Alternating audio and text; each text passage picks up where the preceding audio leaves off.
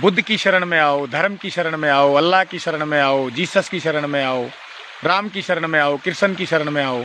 आखिर क्यों? क्या तुम में इतनी ताकत नहीं है कि तुम अपना गुजारा स्वयं कर सको? जबकि सबको पता है कि ये सारे वो लोग थे जो कभी हुए थे और अब मर गए, और मुर्दा किसी को शरण नहीं दे सकता, उसका भला नहीं कर सकता। या इनकी शरण में जाने वाले सभी लोग केवल और केवल चंदा देकर आते हैं, अपनी बुद्धि वहां देकर आते हैं, अपनी बुद्धि छोड़कर आते हैं, और उनके कहे हुए को बात को मानकर अपने आप को इनका दास बनाए हुए हैं। ये पूरी की पूरी व्यवस्था केवल सेवक और दास बनाने के लिए चल रही है।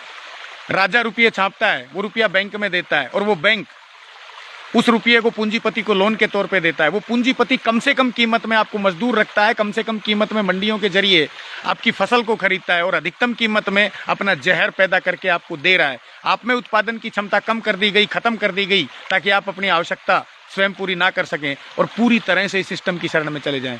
आखिर ये सिस्टम आपको शरण में रखने के लिए इस धर्म और धम्म को एक हथियार के तौर पर इस्तेमाल कर रहा है। आपकी बुद्धि को कब्जे में किया हुआ है। इस बुद्धि को सोचिए।